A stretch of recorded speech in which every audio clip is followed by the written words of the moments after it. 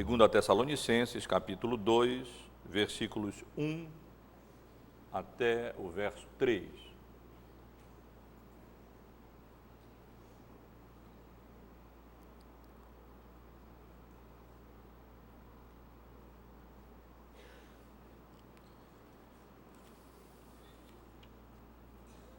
Irmãos, no que diz respeito à vinda de nosso Senhor Jesus Cristo e à nossa reunião com Ele, nós vos exortamos a que não vos demovais da vossa mente com facilidade, nem vos perturbeis, quer por espírito, quer por palavra, quer por epístola, como se procedesse de nós, supondo tenha chegado o dia do Senhor.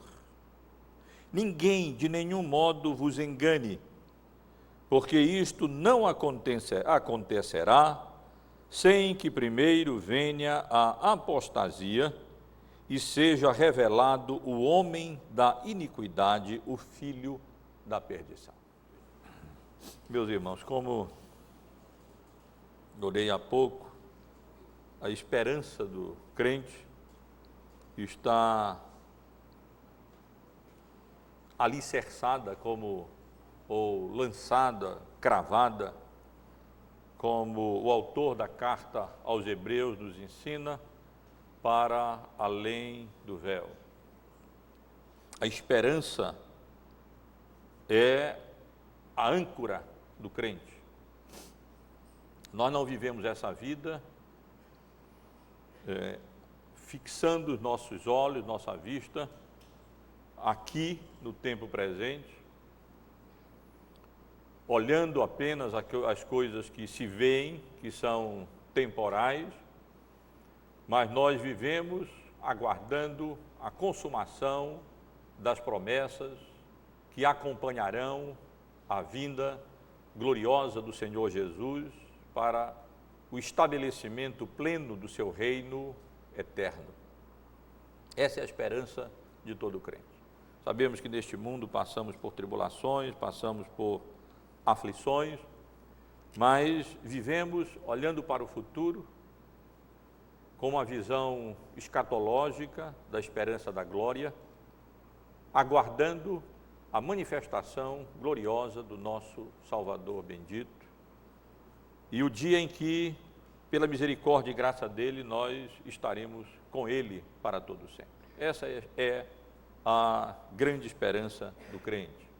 Novos céus, nova terra, novo corpo glorificado, mas principalmente a presença gloriosa do nosso Salvador, do nosso Senhor Jesus Cristo, reinando sobre nós, nos governando, nos dirigindo, nos apacentando como nenhum pastor pode nos apacentar nessa vida. A esperança do crente, portanto, as verdades que a Bíblia revela relacionadas à segunda vinda de Cristo e os eventos que acompanharão a sua segunda vinda, devem ser, portanto, para todo crente motivo de conforto, motivo de consolo e motivo de grande encorajamento. Mais ainda, deve ser motivo de incentivo para a nossa santificação. No domingo passado, comentando a oração do apóstolo Paulo, no final do capítulo 1, os versículos 11 e 12, que o presbítero Célio leu há pouco, eu citei uma passagem de 1 João, se não me falha a memória, capítulo 3, versículo 3, aonde ele declara que a si mesmo se purifica todo aquele que tem essa esperança da glória. A nossa esperança futura tem efeito presente, não apenas em termos de conforto e de consolo, mas no sentido em que nos encoraja e nos anima a avançar neste caminho de santificação, de purificação, de edificação, até a vinda gloriosa do nosso Salvador, ou até o dia em que lhe aprouver nos tomar para si. Mas, meus irmãos, incrível, por causa da queda e do pecado, aquilo que deveria ser para nós grande fonte de conforto, de consolo e de encorajamento, pode se transformar, se degenerar em motivo de problema, motivo de instabilidade na igreja, motivo de confusão, causa de confusão. Essa esperança bendita, abençoada que temos, revelada na Bíblia, e que o Senhor Jesus, que uma vez veio a esse mundo em estado de humilhação, há de retornar em estado de glória, para vindicar a sua justiça, retribuindo tribulação àqueles que nos atribulam e nos dando descanso eterno, infelizmente. Não sem muita frequência, na realidade, com bastante frequência, na história da igreja tem ocasionado conturbações na igreja, erros doutrinários, problemas que surgem, obsessões de pessoas que não, parece que não entendem ou não se interessam por nada mais de tudo aquilo que a palavra de Deus nos revela, nos ensina, a não ser por temas escatológicos relacionados à segunda vinda do Senhor Jesus. Eu penso que vários de nós conhecemos pessoas obcecadas por esse assunto, obcecadas por esse tema, e não utilizando-os para conforto, consolo e edificação, e purificação e santificação, mas para conturbação da igreja.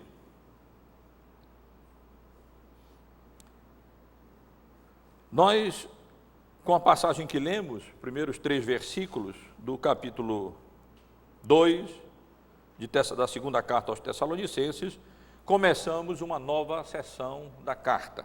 Não apenas por estarmos começando um novo capítulo, mas realmente por estarmos dando início aqui, por termos aqui uma nova sessão. É muito comum o apóstolo Paulo utilizar disso que não é meramente um artifício literário, mas expressa sua preocupação pastoral, uma nova sessão, dizendo: irmãos, no que concerne, como ele diz aqui, ou no que diz respeito, e então ele com isso transita de uma sessão, de um tema, de uma abordagem, para uma outra sessão, ou para, como é o caso aqui, uma abordagem por outro ângulo de um mesmo assunto que ele já vinha considerando e que, na realidade, constitui o tema geral das 2 cartas à igreja de Tessalônica, e de uma maneira muito especial da sua segunda carta à igreja de Tessalônica, que é exatamente a segunda vinda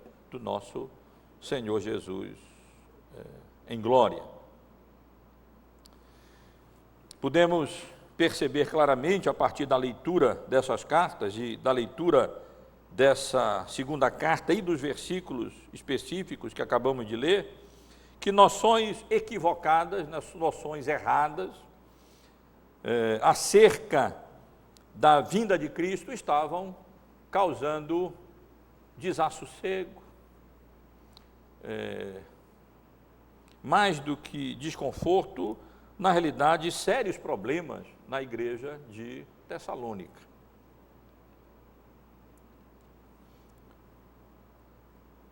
Estava causando instabilidade na igreja, e, como nós teremos a oportunidade de considerar no momento posterior, durante a exposição dessa carta, estava levando com que pessoas obcecadas por esse assunto, esse tema, deixassem de desempenhar as suas vocações com responsabilidade, com zelo, com empenho, com fidelidade e diligência, e se tornassem ociosas, assumindo de maneira equivocada que o Senhor Jesus estava chegando, tinha chegado.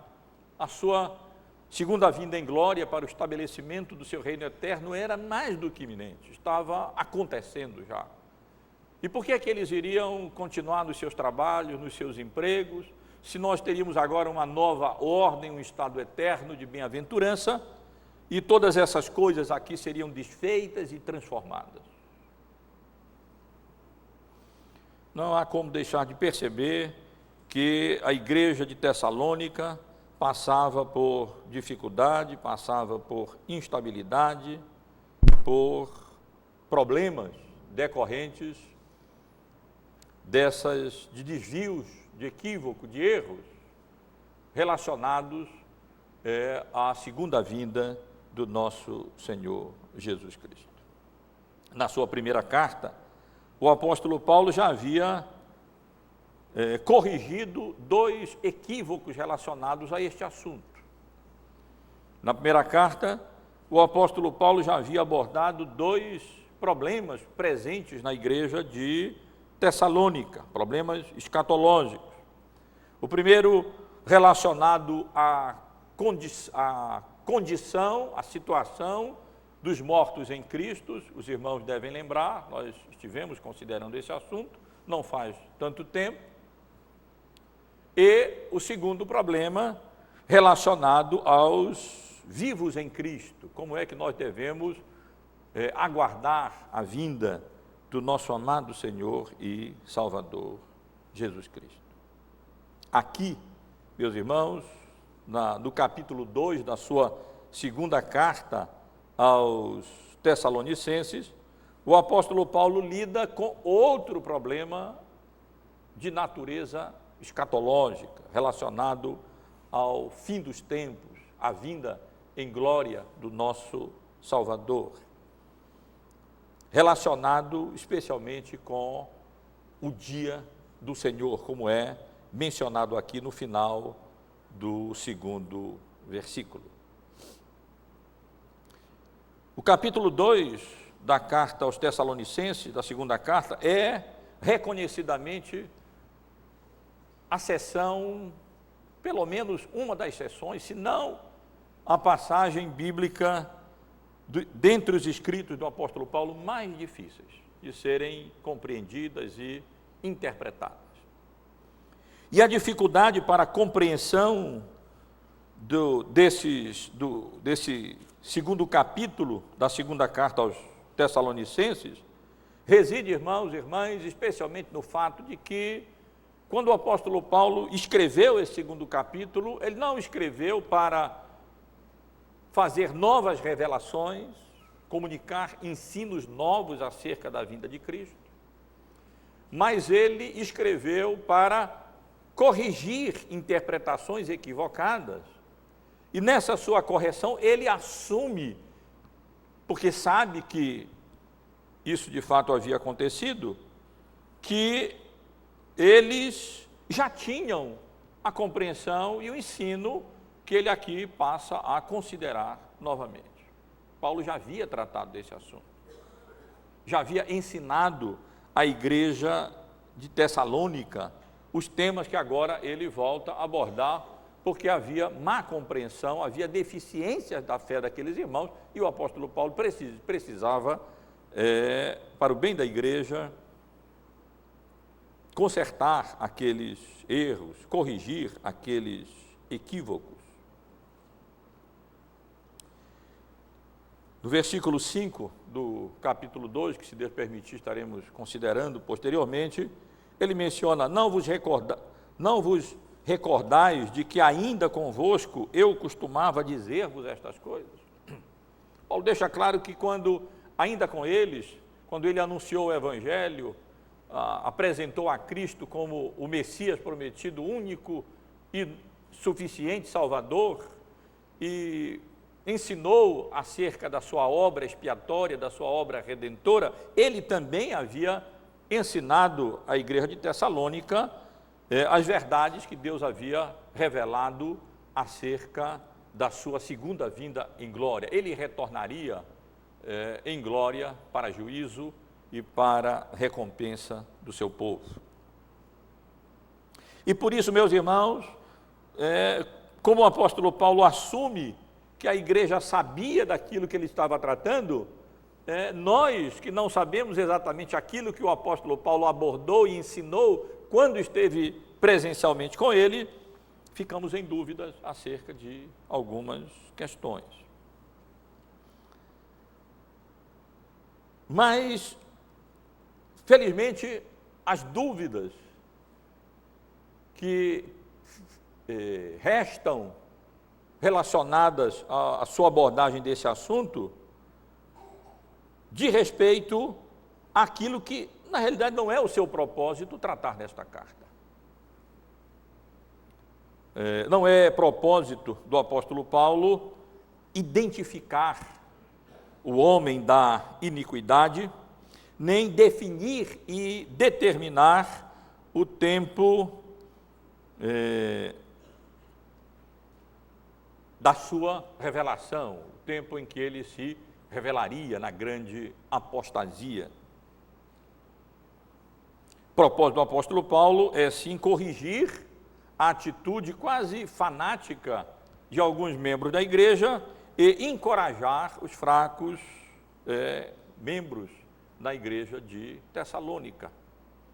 E esse propósito pode ser claramente compreendido para nós hoje, apesar de não conhecermos algumas particularidades dos seus ensinos pessoais à igreja de Tessalônica e, portanto, de algumas dúvidas que porventura possam permanecer e das dificuldades que tenhamos para compreender todo o ensino do apóstolo Paulo nesse segundo capítulo da sua carta aos Tessalonicenses.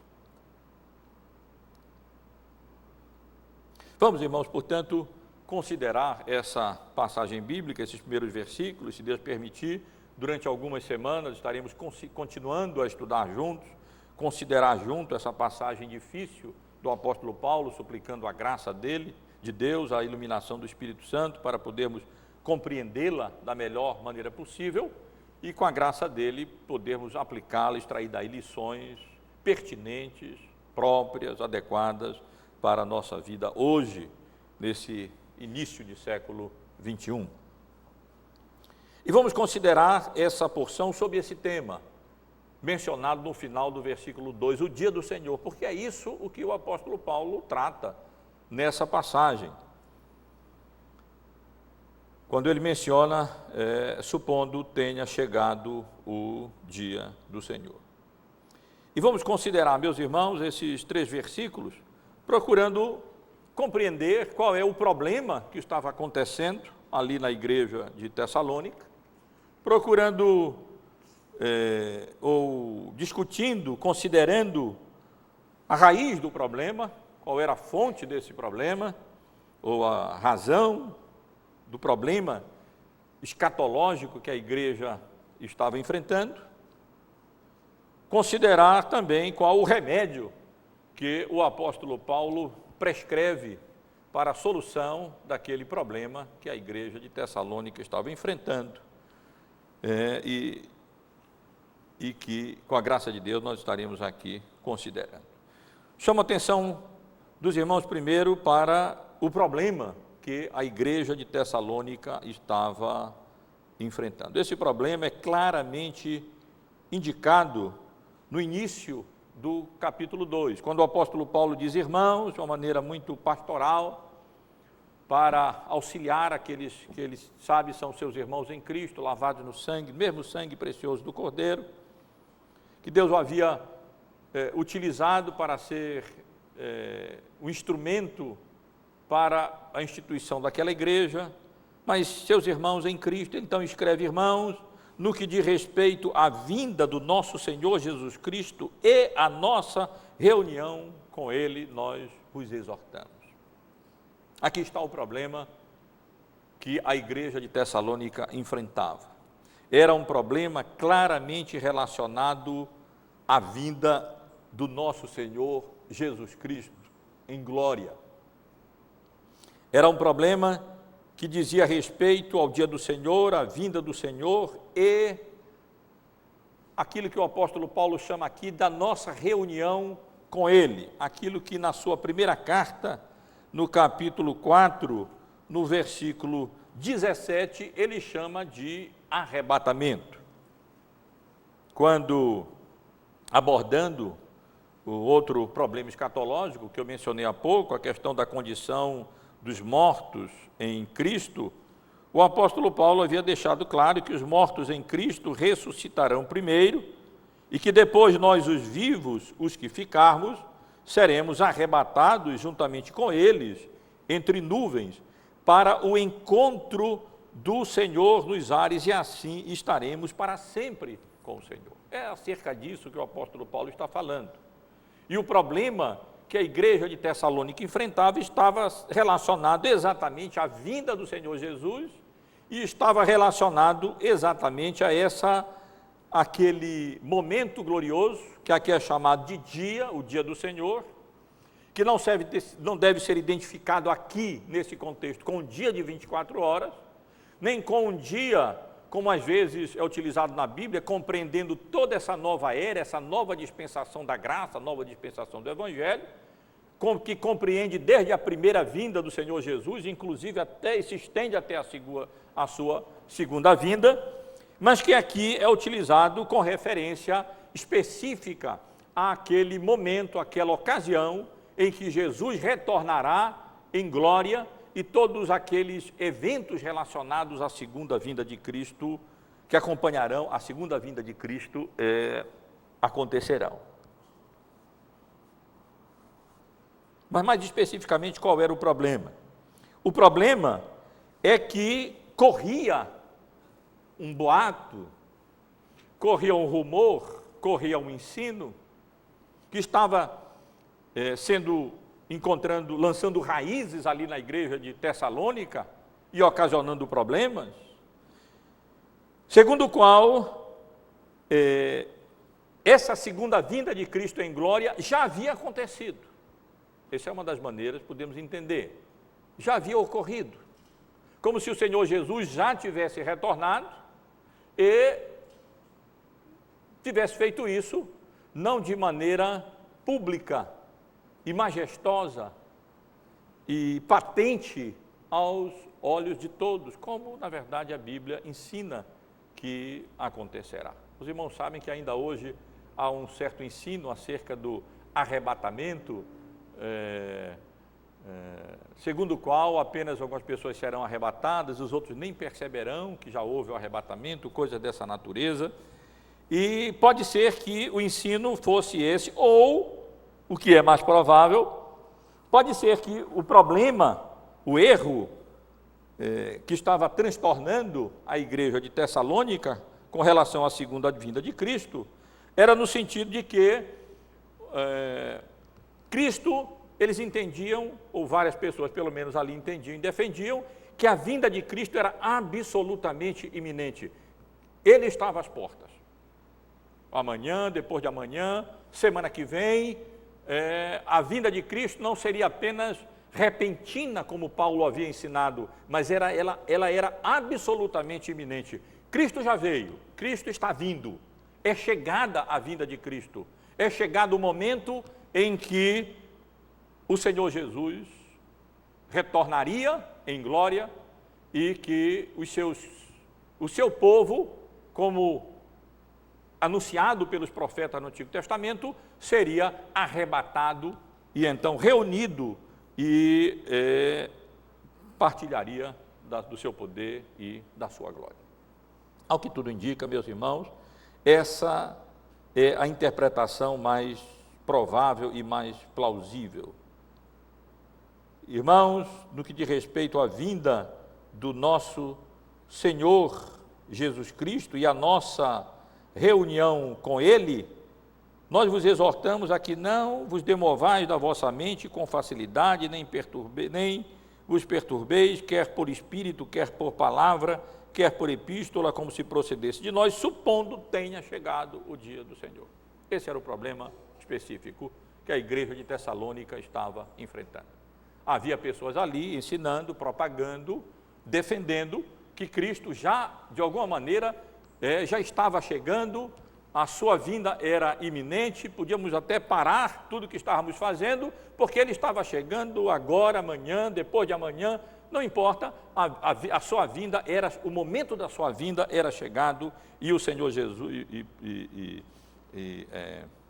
ele estaria presente já naqueles momentos imediatos ali. Esse era o problema, meus irmãos, que estava transtornando, na realidade, membros da igreja de Tessalônica. Mas qual a fonte desse problema?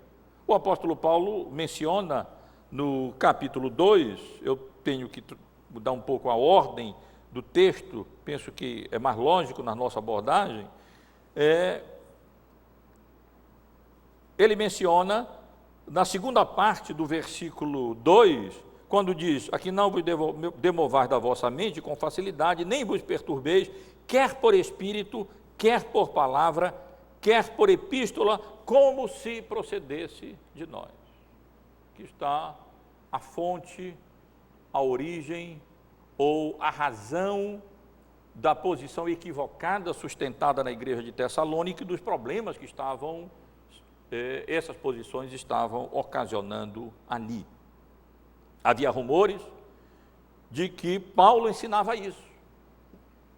Havia rumores de que, de alguma maneira, o apóstolo Paulo mesmo estava defendendo, ensinando e pregando a iminência da vinda do nosso Senhor Jesus Cristo. Não é certo se a expressão que nós encontramos no versículo 2, como se procedesse de nós, por favor, observem, se refere apenas à epístola ou se refere tanto a espírito, palavra e epístola. Não é certo se nós devemos ler,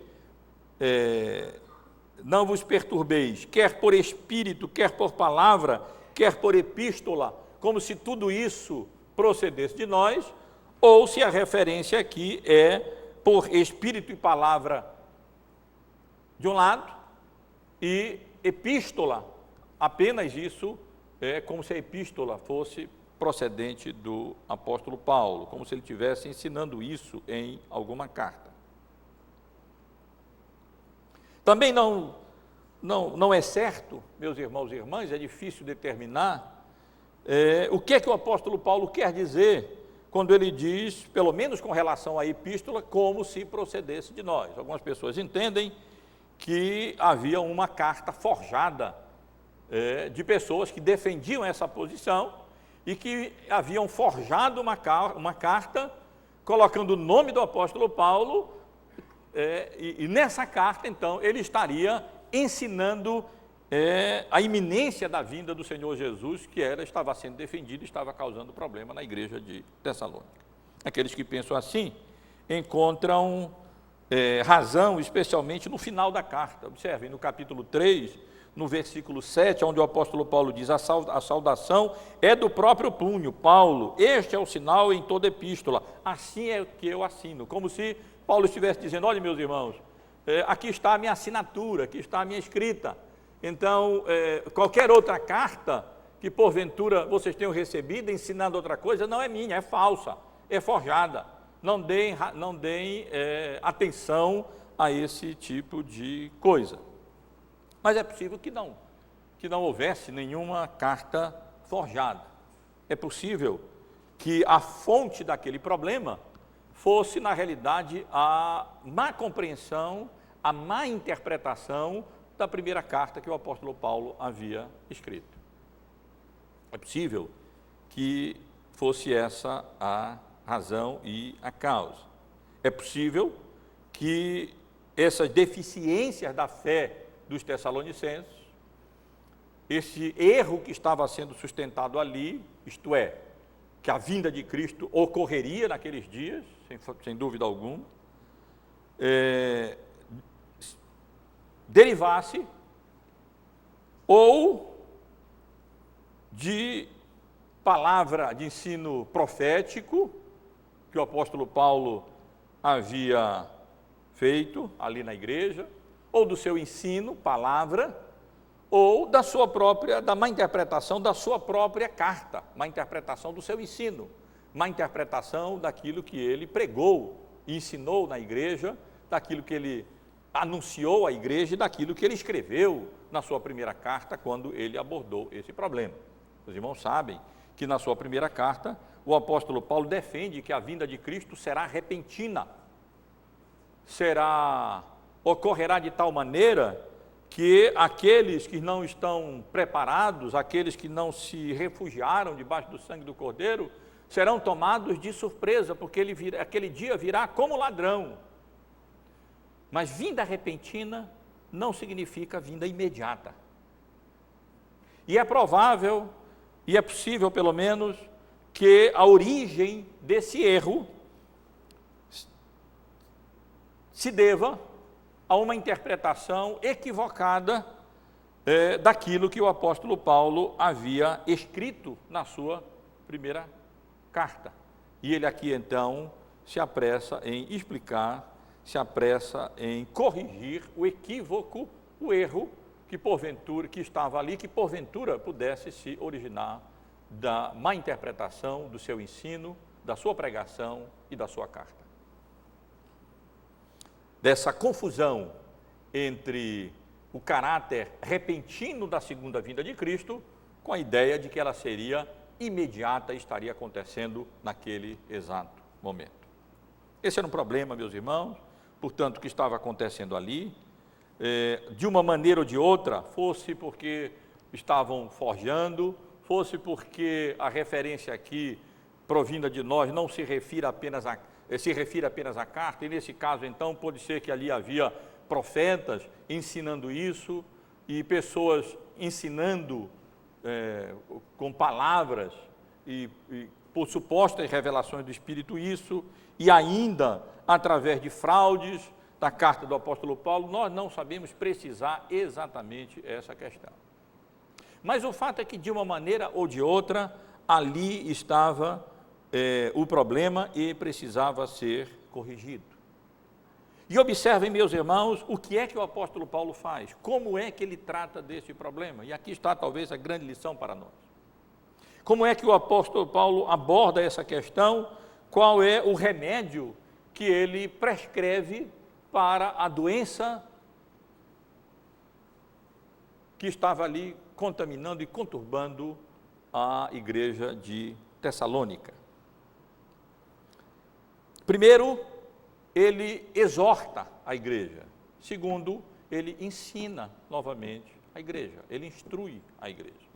Primeiro, ele exorta a igreja. Vejam como, repetidas vezes aqui, o apóstolo Paulo faz isso, meus irmãos, admoestando e exortando aqueles queridos irmãos. No versículo 2 ele disse, no final já do versículo 1, posso ler desde o início: irmãos, no que diz respeito à vinda do nosso Senhor Jesus Cristo e a nossa reunião com Ele, nós vos exortamos a que não vos demovais da vossa mente com facilidade. Podemos dizer, vos exortamos novamente, que não vos perturbeis, quer por suposta revelação do Espírito, ou de palavra, ou por suposta carta nossa, ou por má interpretação da carta nossa, supondo que tenha chegado o dia do Senhor. E no início do verso 3, ninguém de modo nenhum vos engane. De três maneiras o apóstolo Paulo exorta a igreja e admoesta a igreja, dizendo, não vos demovais, não vos perturbeis, não vos deixeis enganar. Quando o apóstolo Paulo diz, não vos demovais da vossa mente com facilidade, ele utiliza um termo que era frequentemente usado com relação àquele movimento conturbado do mar. A raiz da palavra é a mesma para onda no mar. E Paulo está aqui dizendo que, exortando aqueles irmãos a que eles não permitam que aqueles rumores, aqueles falsos ensinos desestabilizem a sua mente, desestabilizem o seu pensamento, o seu entendimento teológico, as verdades que haviam sido ensinadas, de modo que eles ficassem como o mar conturbado, jogado como ondas, lançados de um lado para o outro, nesse movimento conturbado do mar. Nós sabemos como isso de fato ocorre exatamente com relação a esta questão e esse ensino. Como pessoas obcecadas pelos ensinos relacionados à segunda vinda de Cristo, se concentram de tal maneira nisso, que eles ficam obcecados e entendem a coisa de maneira desvirtuada, que não corresponde ao ensino da palavra de Deus, e quase que não conseguem tratar de outro assunto e abordar outro assunto, como se na Bíblia não tivesse nada mais, a não ser assuntos relacionados à escatologia e à segunda vinda do nosso Senhor Jesus Cristo. Eles constroem teorias variadas, hipóteses absurdas, e então vivem nessa expectativa. Não sem muita frequência, datas são prescritas para a vinda do nosso Senhor Jesus, apenas para não serem cumpridas, e assim por diante. Não vos demovais da vossa mente, não vos desestabilizeis do vosso pensamento, não permitam que esses enganos e esses erros afastem vocês do sadio entendimento da vontade de Deus, da revelação de Deus acerca desse assunto. Mas ele vai além, ele diz: nem vos perturbeis, nem fiqueis alarmados. Ao que tudo indica, havia membros da igreja de Tessalônica assim, conturbados, perturbados, aflitos, alarmados, provavelmente por não se sentirem preparados para enfrentar esse dia glorioso da vinda do Senhor Jesus em glória, com a expectativa de que aquele dia poderia acontecer hoje à noite, amanhã ou depois de amanhã. E Paulo escreve, portanto, e trata desse problema, e aborda este problema, exortando aqueles irmãos, admoestando aqueles irmãos, no sentido de que eles não se deixassem demover e se conturbar por esses pensamentos, não se perturbassem ou se alarmassem com isso, e não se deixassem enganar, não se deixassem desviar do reto ensino relacionado à segunda vinda do nosso Senhor Jesus. É interessante, meus irmãos, observar que várias vezes esse conselho de não se deixar enganar, como nós encontramos aqui, ninguém de nenhum modo vos enganeis, é muito frequentemente na Bíblia relacionado a essa mesma questão, a esse mesmo assunto, a segunda vinda do nosso Senhor Jesus. O próprio Senhor Jesus, enquanto nesse mundo encarnado,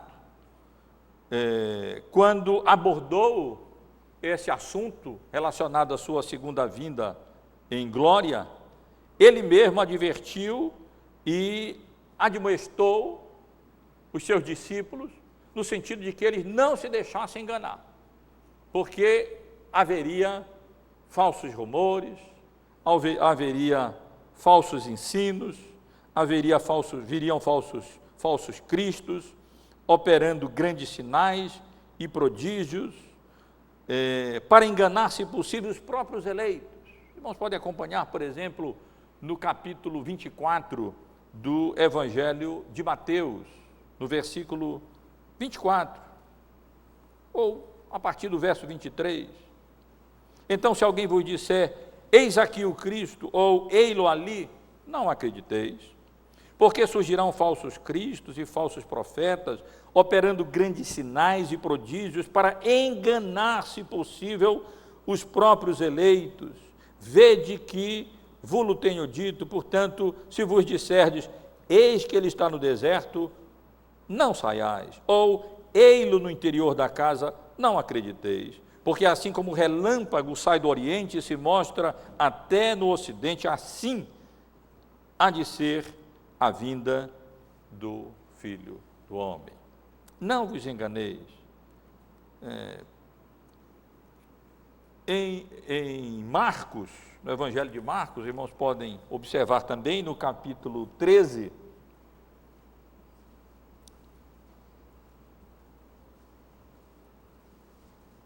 no versículo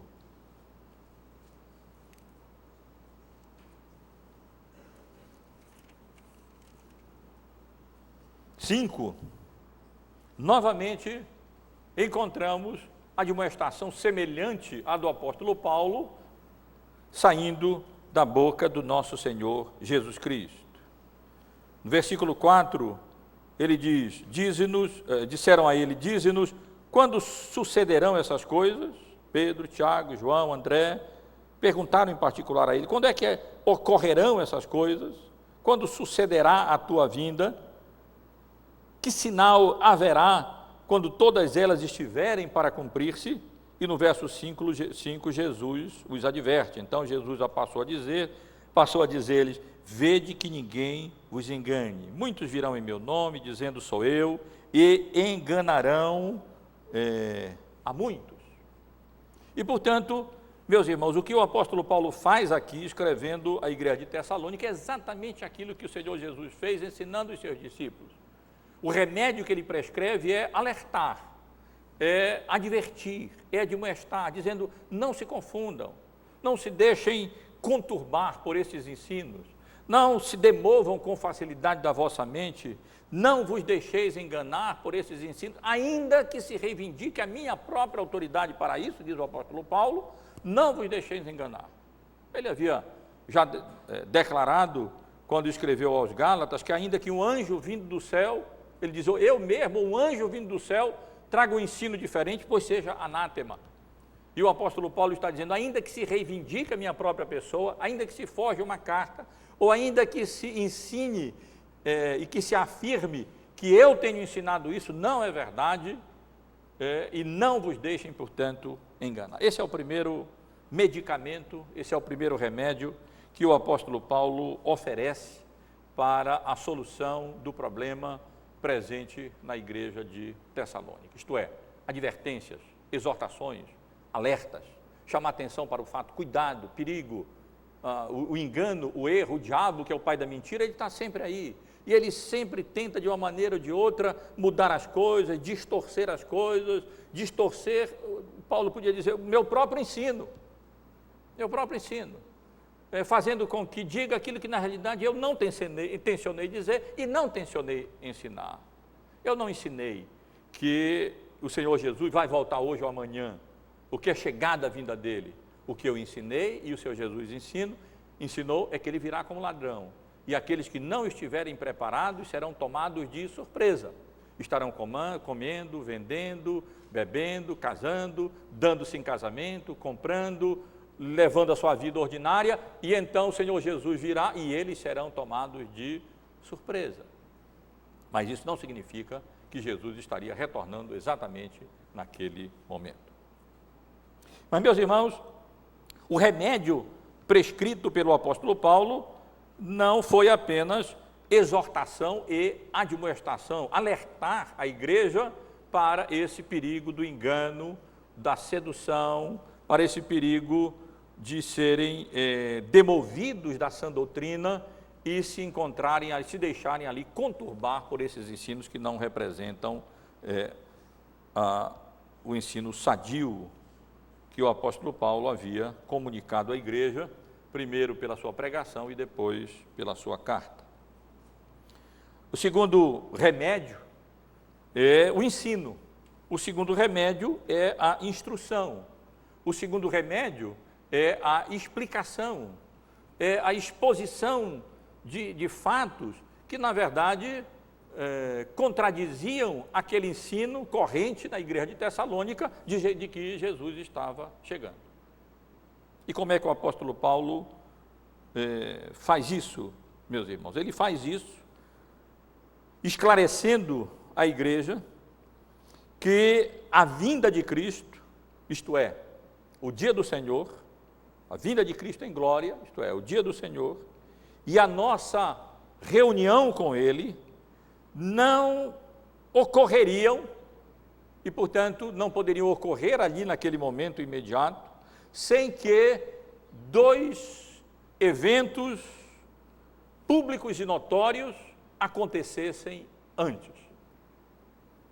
Sem que dois acontecimentos dois eventos que seriam públicos e seriam notórios, seriam conhecidos de todos, identificados de todos, por todos, em geral, pelo menos, viessem a ocorrer. Que eventos são esses? Ele menciona aqui no versículo 3, quando diz: ninguém de nenhum modo vos engane, porque isto não acontecerá, isto é, a segunda vinda de Cristo em glória e a nossa reunião com Ele e aqueles eventos relacionados à vinda de Cristo, que sucederão à vinda de Cristo, sem que, primeiro, venha a apostasia e seja revelado o homem da iniquidade, o filho da perdição. Meus irmãos, dessa maneira, o apóstolo Paulo corrige os problemas daquela igreja, isto é, chamando a atenção deles e também orientando, instruindo e relembrando de que a vinda de Cristo em glória seria precedida desses dois eventos, ou possivelmente um evento só, esses dois aspectos desse evento só, que precederia o seu retorno em glória. Uma grande apostasia. A palavra aqui significa uma grande rebelião. Essa é a ideia, o significado, o sentido da palavra. Uma grande rebelião, uma grande apostasia. E os irmãos sabem como, quando o Senhor Jesus mesmo se referiu aos eventos que antecederiam a sua vinda em glória, ele mencionou não apenas guerras e rumores de guerra, mas ele mencionou que o amor se esfriaria, ele mencionou que haveria uma intensificação muito grande da perseguição, Ele mencionou que haveria revoltas e rebeliões contra ele próprio e contra Deus e contra o seu povo, que essas coisas se intensificariam e que isso acarretaria grande luta, grande tribulação, grande problema para a sua igreja.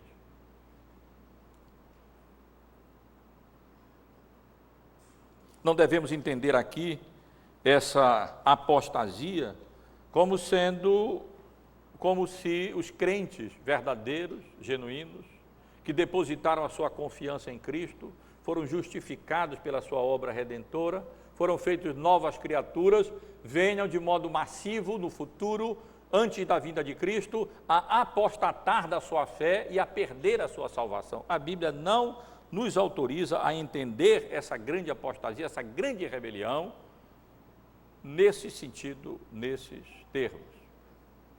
Se compreendida como uma grande apostasia eclesiástica na igreja, especialmente na igreja, devemos entender como um afastamento generalizado daqueles que professavam fé, membros de igreja, mas que na realidade nunca haviam nascido de novo, porque se fossem dos nossos, eles não sairiam do nosso meio, diz o apóstolo João, quando aborda assunto relacionado ao assunto que nós estamos considerando aqui. Nós ainda vamos estudar esse assunto, considerando os versículos seguintes, e vamos ter a oportunidade de compreender melhor o que é que o apóstolo Paulo faz referência aqui, e especialmente a que ele se refere quando ele diz que o Senhor Jesus não retornará em glória sem que antes seja revelado o homem da iniquidade, ou, como em vários manuscritos gregos, o homem do pecado, isto é, o homem sem lei, o homem anti-lei, o homem, o mesmo ser, a mesma pessoa. Aqui não se trata de Satanás, é um ser humano, aqui não se trata de um ser sobre-humano, aqui não se trata meramente de uma instituição, aqui se trata certamente de uma pessoa, que antes da vinda de Cristo retornará, virá, se manifestará, retornará, não, desculpem, se manifestará, se revelará e que personificará a iniquidade, a rebelião contra a lei de Deus, contra a vontade de Deus revelada na sua palavra, e que, como veremos adiante, exigirá ou demandará ele próprio adoração para si, como se Deus fosse, como se tivesse tomado o lugar de Cristo. Este é o homem da iniquidade, o homem que virá e que provavelmente comandará ou estará envolvido, liderando essa grande rebelião, essa grande apostasia contra Deus, contra Cristo, contra a sua igreja, e que ocasionará grandes lutas e grandes tribulações para nós, para a igreja de Cristo, para aqueles que aqui estiverem antes da vinda do nosso Salvador, em glória. É o homem anti-lei, é o homem aqui chamado também de o homem da perdição, de filho da perdição, porque destinado à perdição ele é. O apóstolo Paulo, como que não podendo esperar mais, para tranquilizar a igreja acerca do fato de que esse iníquo será destruído pelo sopro da boca de Cristo, quando da sua vinda, do seu retorno em glória, ele de imediato aqui já aponta para uma das características desse homem da iniquidade: ele está destinado à perdição. Ele já é um condenado, ele já é um perdido. E quando o Senhor Jesus retornar em glória, toda aquela rebelião que ele suscitou será eliminada, será dissipada, e ele será destruído simplesmente com o sopro da sua boca, simplesmente com a manifestação do nosso Senhor e Salvador Jesus Cristo. Repito, teremos oportunidade no domingo que vem continuar, porque aí o apóstolo Paulo vai apresentar algumas características do homem da iniquidade, do filho da perdição, e nós teremos a oportunidade, se Deus quiser, de considerar mais esse assunto. Mas, sem dúvida, o que podemos adiantar e que o apóstolo Paulo, a quem o apóstolo Paulo se refere aqui, é ao mesmo ser, a mesma pessoa a que o apóstolo João, João se refere na sua primeira carta, no capítulo 2, no versículo 18, quando ele diz: filhinho, já é a última hora, e como ouviste que vem o anticristo, também agora muitos anticristos têm surgido, pelo que conhecemos que é a última hora.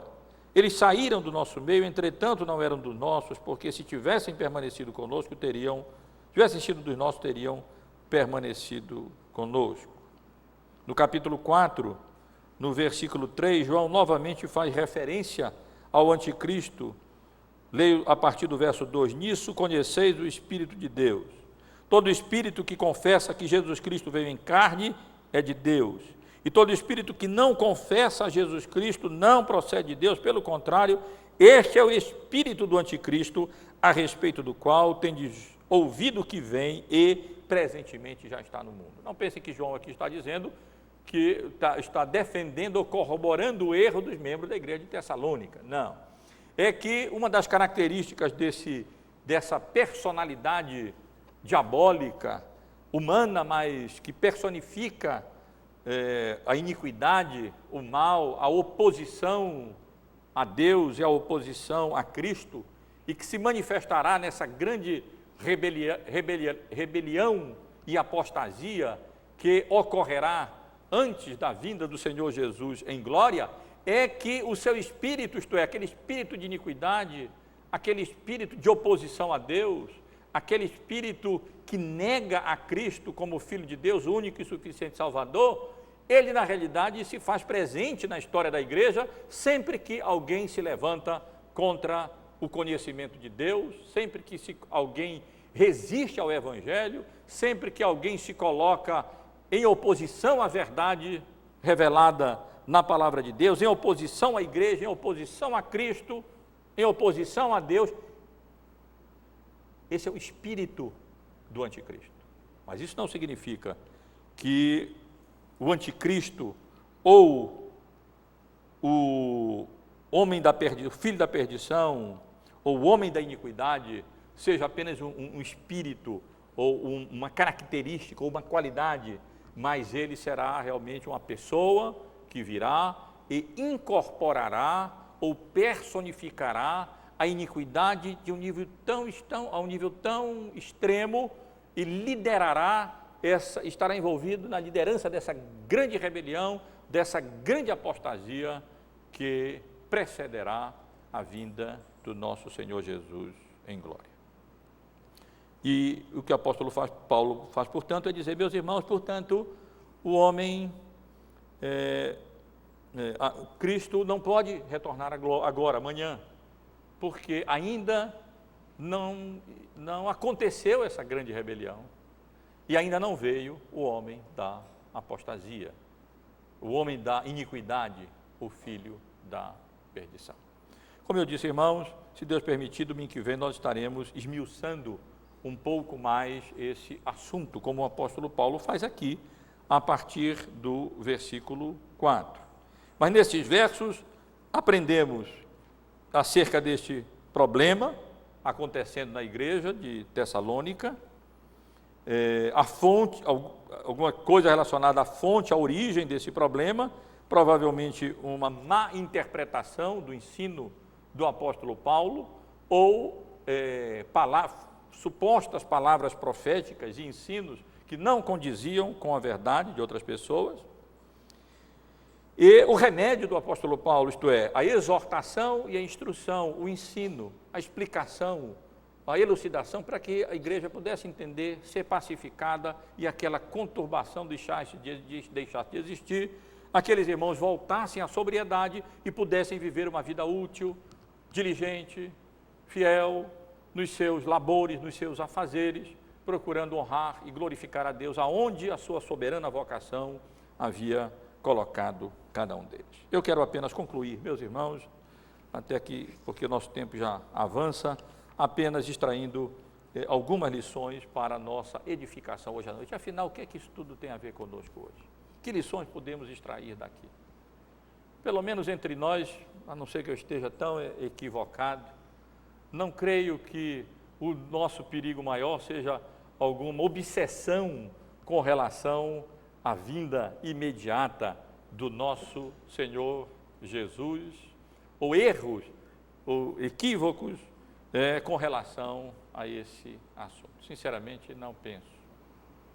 Talvez até o nosso erro seja o contrário, nós tenhamos pouca expectativa acerca de que o Senhor Jesus retornará, de fato, em glória.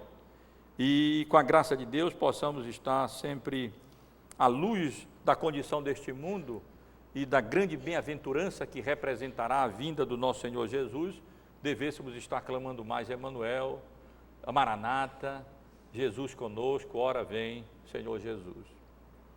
Mas, sem dúvida, irmãos, essa passagem contém lições importantes. Primeiro, ela nos ensina que, apesar de, às vezes, meus irmãos e irmãs, tendamos a esmurecer por causa dos problemas que muitas vezes temos que enfrentar na igreja, isso não deve ocorrer. Nós não devemos nos deixar esmurecer por problemas, por dificuldades que porventura surjam na igreja. Quando lemos a Bíblia, não podemos deixar de perceber que é isso mesmo. A igreja é composta de pecadores, como os irmãos e como eu, como nós. Somos tendentes ao pecado, somos tendentes ao engano, somos tendentes ao erro, e não há como deixar de perceber isso. A visão romântica, triunfalista da igreja não faz justiça ao ensino bíblico. Pensem na história do povo de Deus no Antigo Testamento, na conduta daquele povo, na luta que Deus teve para manter aquele povo e conduzir aquele povo debaixo da obediência à sua vontade, como povo do pacto, como povo da aliança. Pensem no Novo Testamento. Pensem nos problemas que o apóstolo Paulo teve que enfrentar, abordar e tratar. Pensem na heresia que estava graçando ali, causando grande dano nas igrejas da Galácia. Pensem nos problemas eclesiológicos, teológicos, morais, gravíssimos que estavam acontecendo na igreja de Corinto. Pensem nos problemas que o apóstolo Paulo teve que enfrentar e que estavam ocorrendo ali na igreja de Tessalônica. Sempre haverá deficiências da nossa fé, sempre nós enfrentaremos problemas, sempre teremos que lidar com essas questões e com esses problemas, e Deus nos dê graça para não sustentarmos uma visão romântica, equivocada, acerca da igreja, como se a igreja fosse um ambiente paradisíaco, perfeição, aonde só estão aqui reunidos santos, que não cometem erros, não cometem pecados e que não estão sujeitos a serem influenciados pelos pensamentos, pelas filosofias, pelos erros, pelas práticas desse mundo que nos cerca e que nos influencia.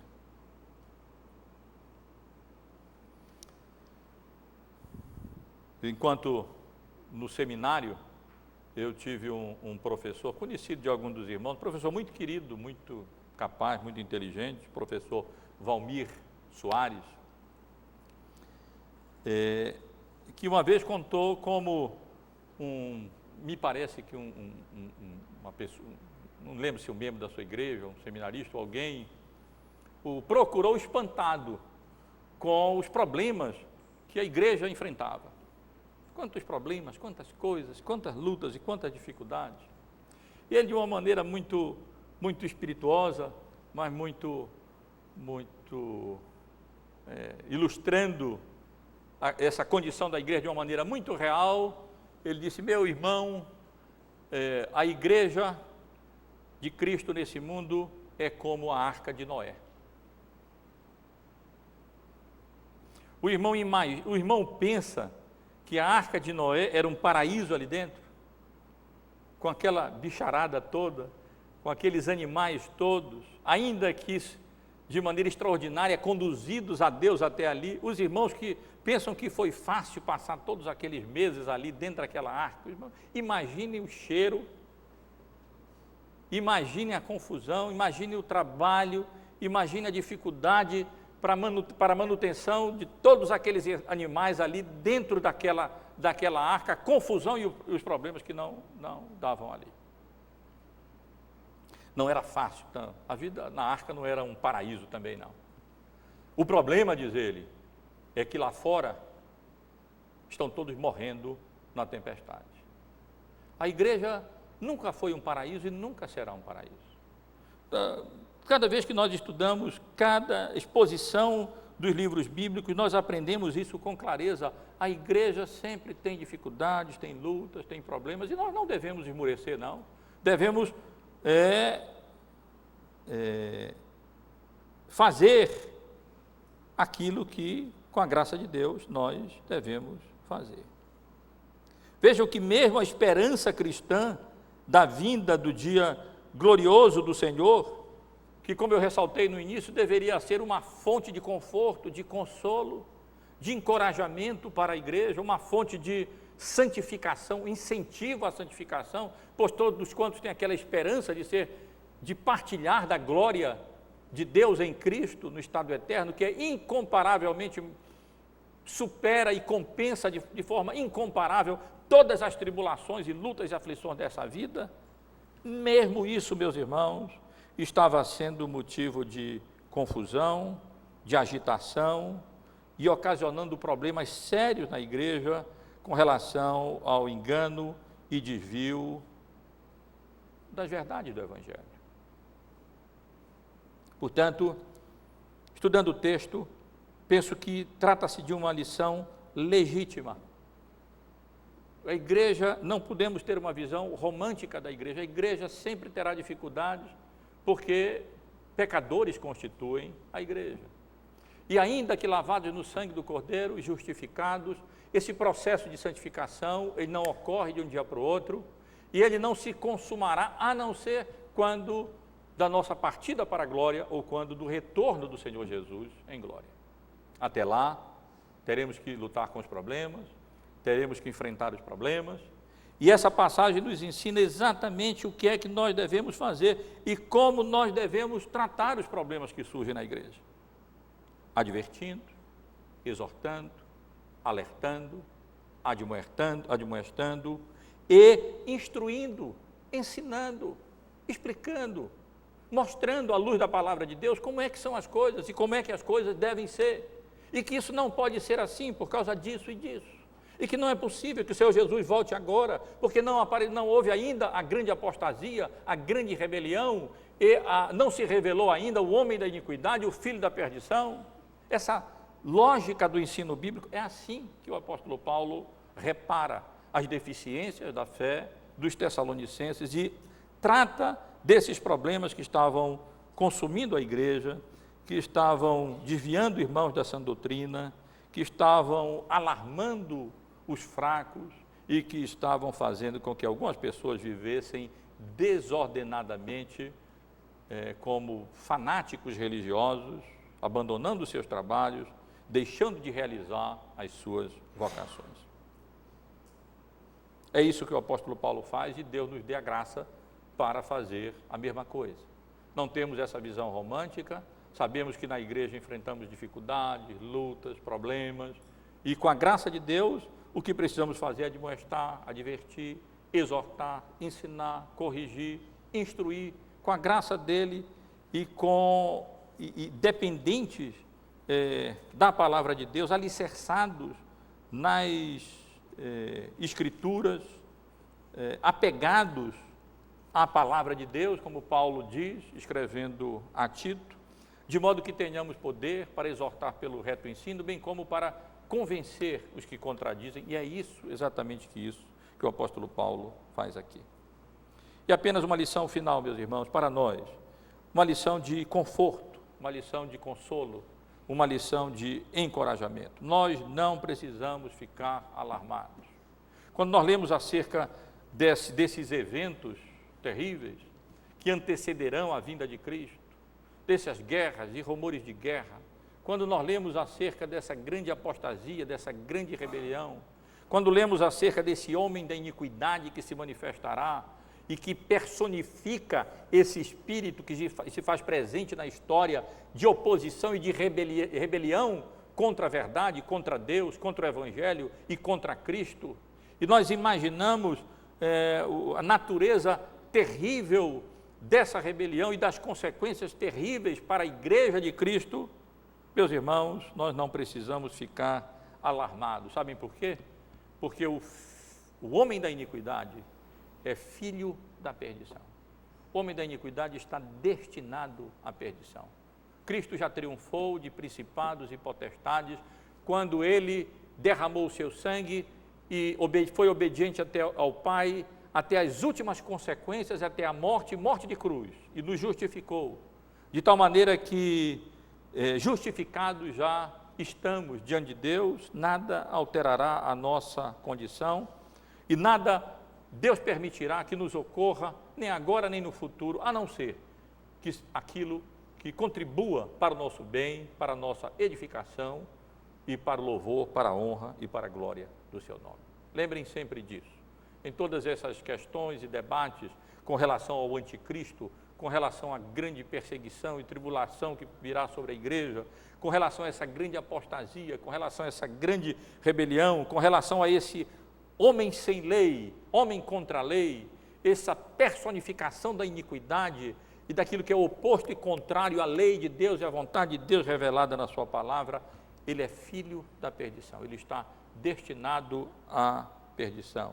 Somos, pela graça de Deus, vitoriosos com Cristo. Cristo é apresentado como o Cordeiro que vem vitorioso, vencendo e para vencer, e nós com Ele venceremos também. Que Deus nos abençoe, meus irmãos, nos anime e nos encoraje e nos conforte e nos console, e não que essas doutrinas relacionadas à segunda vinda de Cristo sejam para nós, de qualquer forma, motivo de conturbação, ou de aflição, ou de